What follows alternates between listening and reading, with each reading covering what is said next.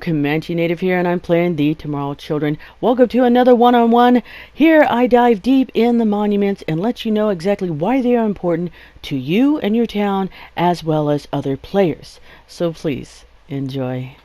Let's talk about monuments, baby!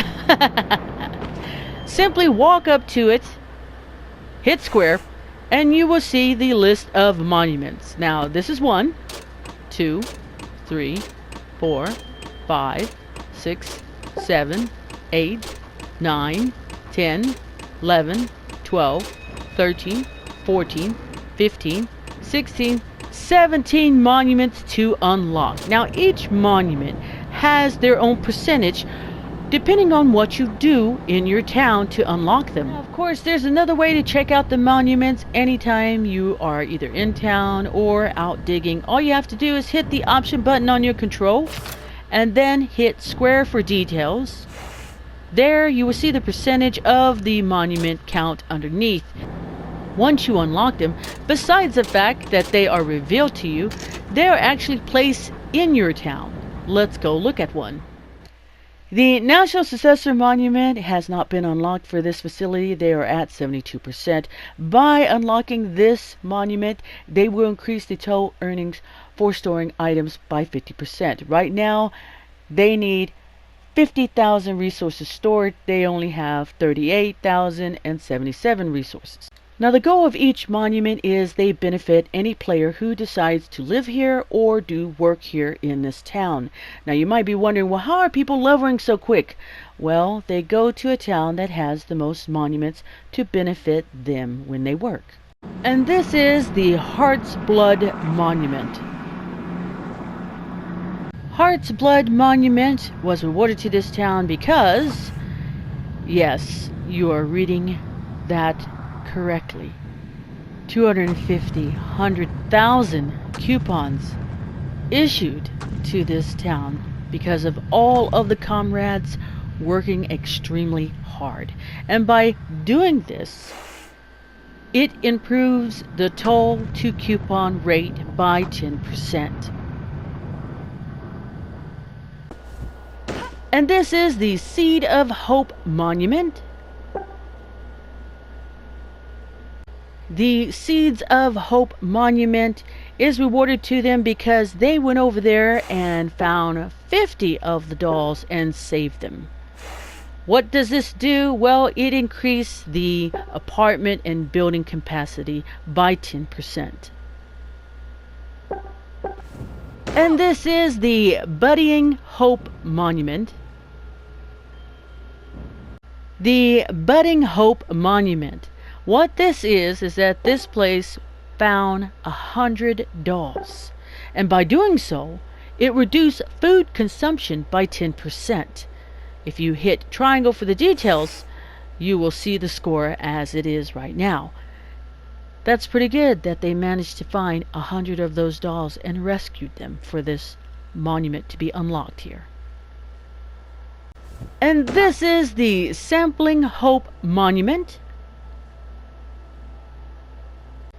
The Sampling of Hope Monument was unlocked here, and what does that mean? Well, they found 200 of those dolls.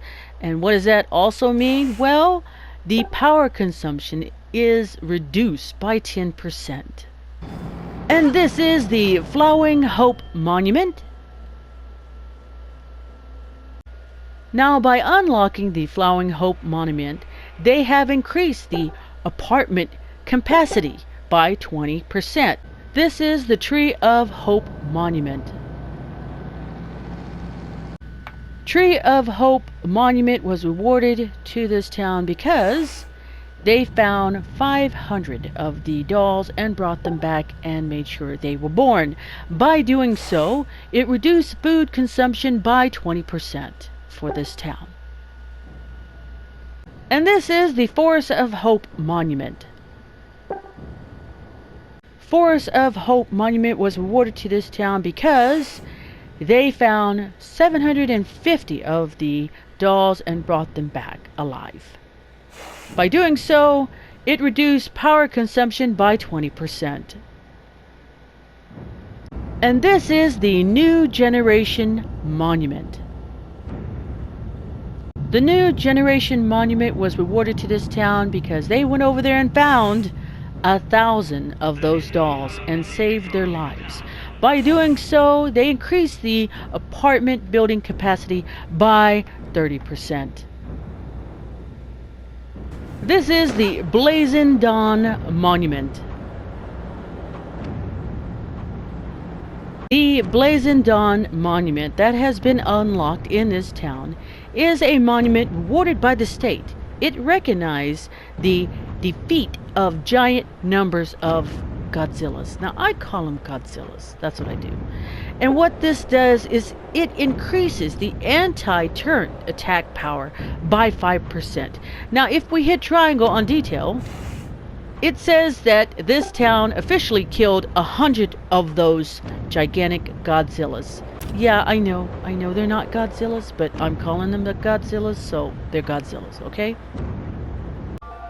And this is the Helping Hand Monument. Now, in the back here, someone put a brick there, but that's not part of the monument, so let's just kind of cover that up. Okay, there we go. The Helping Hand Monument was awarded to this town because they revived 100 comrades. And by doing so, increased the toll earning for comrades revived by 50%. Okay, we're going to pause it on the Helping Hand Monument. Why? Because you can unlock this. How? Well, you simply have to have friends who don't mind dying over and over again 100 times. Now, you will need the apples because the person who heals you gives half of their life to you or some of their life to you, and the healer will have to have apples to restore their health. As for you, you're just dying in town from a high height, or maybe you're standing in the void, just dying there. But yes, this monument can be achieved. Now, you have to think about these monuments as tourist attraction. If you unlock it, it is highly likely that you're going to get more players who want to live in your town because of these monuments that benefit them as they help you achieve your goal of finishing a town. Alright, unpause. And this is the Earthbreaker Memorial. The Earthbreaker Memorial is rewarded to this town because they went over there and collected 7,500 resources. And what does that do for this town? It increases the pickaxe, shovel, and chainsaw work speed by 2.5%.